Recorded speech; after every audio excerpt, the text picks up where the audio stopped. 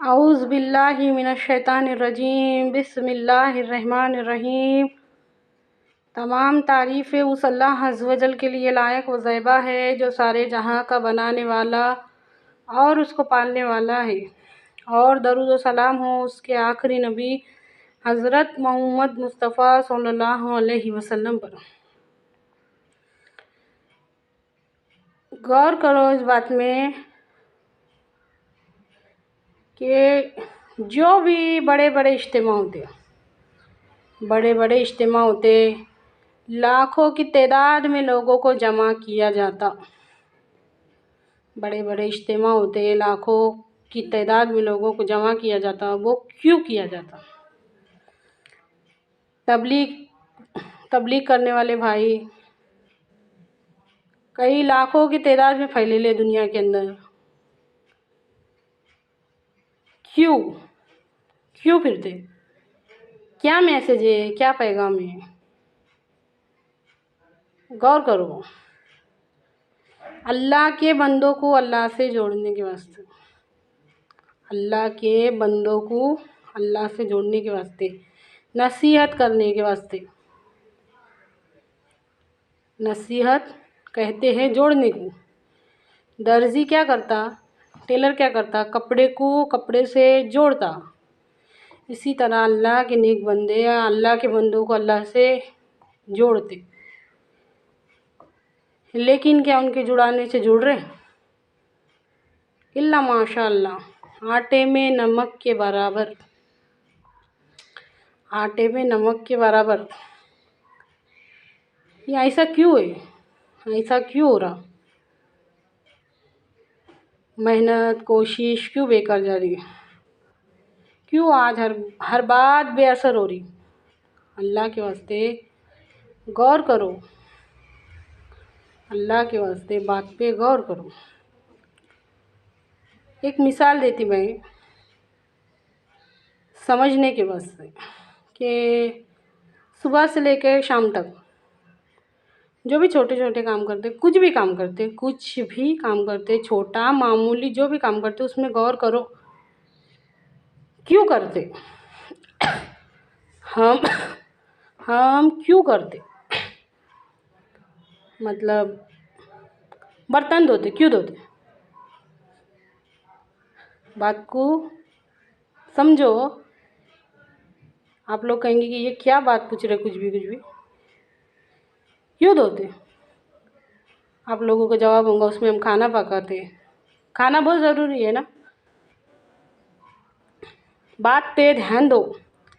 جس طرح کھانا ضروری ہے، جس طرح پانی ضروری ہے، جس طرح ہوا ضروری ہے، اسی طرح ضروری ہے ہدایت۔ اسی طرح نہیں بلکہ اس سے کئی زیادہ کہنا چاہیے، اس سے کئی زیادہ ضروری ہے ہدایت۔ جب تک ہم ہدایت کے مقام کو نہیں نہ پہچانیں گے، جب تک ہم ہدایت کے مقام کو، اس کی ویلیو کو نہیں نہ پہچانیں گے، اللہ کون ہے اور رسول کون ہے ہمارے سمجھ میں نہیں آئے گا۔ اللہ کون ہے اور رسول کون ہے ہمارے سمجھ میں نہیں آئے گا جب تک ہماری زندگیوں میں ہدایت کی ویلیو سمجھ میں نہیں آئے گی کہ آخر ہدایت کیا ہے۔ اب غور کر کے دیکھو، جس طرح کھانا بنانے کے واسطے محنت کرتے، جس طرح پانی خود تک پہنچانے کے واسطے پانی بہت ضروری ہے، اس کے واسطے وہ چیز کی اہمیت ہمارے نزدیک ہے، ہوا کی اہمیت ہمارے نزدیک ہے، کیا ہدایت کی اتنی اہمیت ہمارے نزدیک ہے؟ سوچ کے دیکھو، کیا ہدایت کی اتنی اہمیت ہمارے نزدیک ہے؟ کل ایک کمنٹ آیا، کمنٹ میں مسلمان بھائی ہمارے، اللہ ان کو ہدایت دے، مسلمان بھائی مجھ سے کہتے کہ کیا ضرورت ہے تم کو یہ سب کام کرنے کی؟ وہ مجھ سے کہتے ہیں کہ آپ کو کیا ضرورت ہے یہ سب کام کرنے کی؟ عورتوں کی تو آواز کا بھی پردہ ہے، ہمارے ان بھائی کی، ماں کی، بہن کی آواز بھی کبھی کسی ڈاکٹر نے نہیں سنا، کبھی کسی شاپنگ والے نے نہیں سنا، कभी वो नहीं, वो बेचारी तो कभी बाहर शॉपिंग करने नहीं जाती ज़िंदगी में, पर्दे में भी नहीं जाती। अब आवाज़ का पर्दा है तो पर्दे में से कैसा बोलेंगे, डॉक्टर के पास भी नहीं जाती हो कभी इलाज कराने के वास्ते। अब आवाज़ का पर्दा है तो फिर अभी बात करेंगे तो इलाज कराना ज़रूरी है, शॉपिंग करना ज़रूरी है, हिदायत ज़रूरी नहीं है। हमारे भाई को ये समझना चाहिए कि क्या हिदायत ज़रूरी नहीं है। अल्लाह के वास्ते हमारी नज़र में हिदायत की क्या अहमियत है। इतना बड़ा मकाम दे दो हिदायत को, तो जब हिदायत की वैल्यू हमारे समझ में आएंगी। इसीलिए अल्लाह ताला फरमाता है कि जब तक तुम्हारे नज़दीक तुम्हारे माँ बाप से ज़्यादा, तुम्हारी हर कीमती से कीमती और महबूब से महबूब तरीन चीज़ से ज़्यादा अल्लाह और उसका रसूल महबूब ना हो जाए, अल्लाह और उसके रसूल सल्लल्लाहु अलैहि वसल्लम जो कि हिदायत देने के वास्ते, हिदायत की समझ देने के वास्ते आए, वो महबूब ना हो जाए, जब तक तुम्हारे नज़दीक तुम्हारी हर कीमती से कीमती महबूब से महबूब तरीन चीज़, तुम्हारे वालिदैन से ज़्यादा, तुम्हारी औलाद से ज़्यादा, तुम्हारे पास जो माल व दौलत है उससे ज़्यादा, तुम्हारी हर महबूब से महबूब तर चीज़ से ज़्यादा अल्लाह और उसके रसूल सल्लल्लाहु अलैहि वसल्लम की मोहब्बत ना हो जाए, तो फिर कोई फ़ायदा नहीं है, कोई फ़ायदा नहीं है।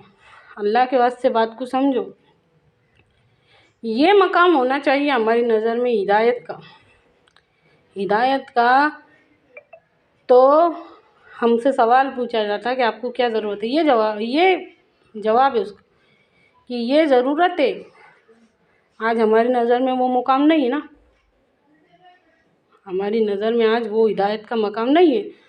सोच के देखो, सोच के देखो, जो कोशिश खाना बनाने के वास्ते होती, जो कोशिश दूसरे कामों के वास्ते होती, या फिर जिस चीज़ की शौक़ है उसके वास्ते कोशिश होती, शौक़ वाली चीज़ों को सीखने की, समझने की तौफीक होती, चाहते हुए भी ना चाहते हुए भी जो दिल बोलता हो करते, जो दिल बोलता हो करते, जो दिल बोलता हो करते।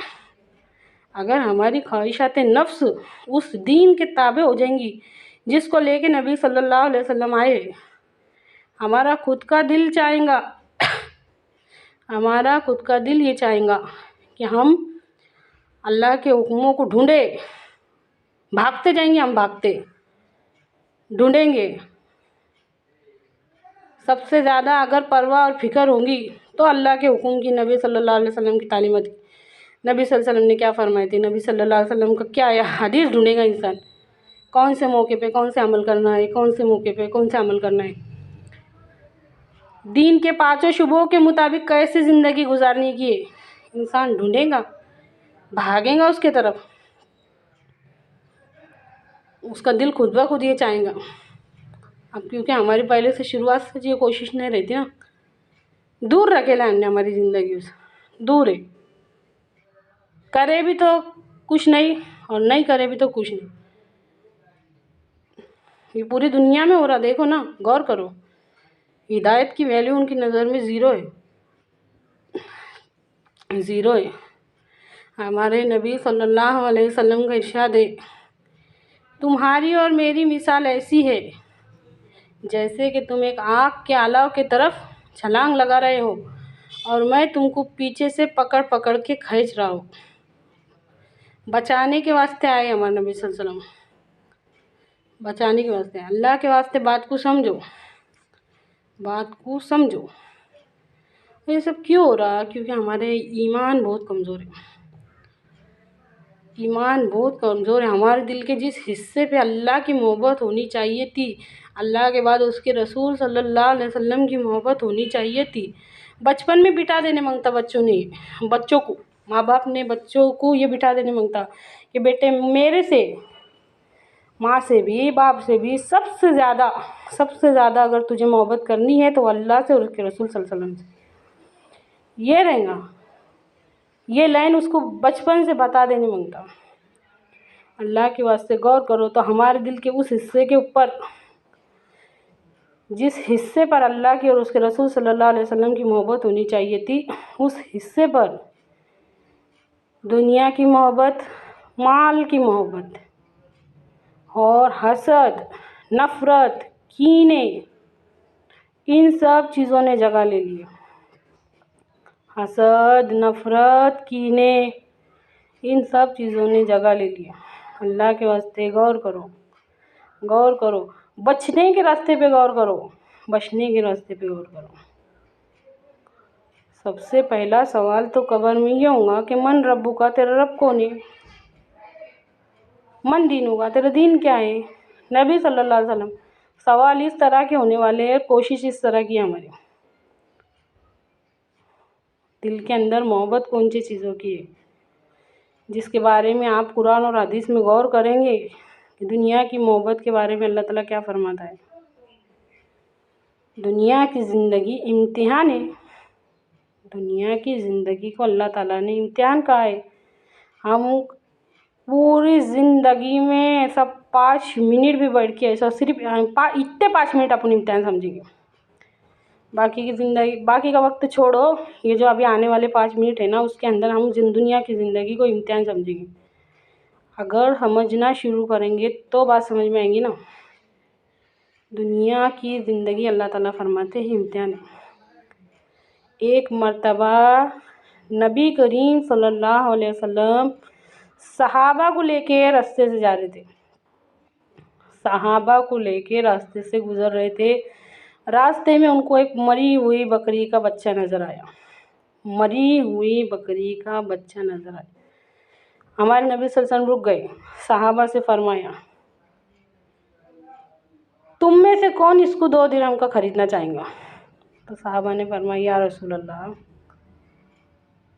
ہم تو اس کو مفت میں بھی نہ خریدے، ہم تو اس کو مفت میں بھی نہ خریدے، پہلے تو یہ مرا ہوا ہے اور اس کے کان بھی کٹے لے، ہم تو اس کو۔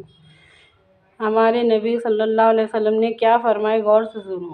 کیا تم جانتے ہو، کیا تم جانتے ہو کہ اللہ تعالیٰ کے نزدیک دنیا کی حیثیت کیا ہے؟ اللہ تعالیٰ کے نزدیک دنیا کی حیثیت اس مری ہوئی بکری سے زیادہ نہیں ہے۔ جو مری ہوئی بکری تم فری میں بھی خریدنا نہیں چاہتے، اللہ تعالیٰ کے نزدیک اس بکری سے زیادہ دنیا کی حیثیت نہیں ہے۔ بات کو سمجھو، ہاں، دنیا کی، اپنے بندوں سے تو وہ 70 ماؤں سے زیادہ محبت کرتا۔ دنیا کی محبت، دنیا کی اہمیت اللہ رب العزت کے نزدیک اس مری ہوئی بکری سے زیادہ نہیں۔ بات کو سمجھو، ہم 2 منٹ کے واسطے بھی نہیں سمجھ رہے بات کو نا، خالی 5 منٹ کے واسطے سمجھ کے دیکھو کہ دنیا کی زندگی میں نہیں سمجھ۔ ہمارے کو جو پاورز دی ہے نا اللہ تعالیٰ نے، ارادہ اور اختیار، ارادہ، ماں کے پیٹ میں بچے کی تخلیق کرنا، پھر جب وہ پیدا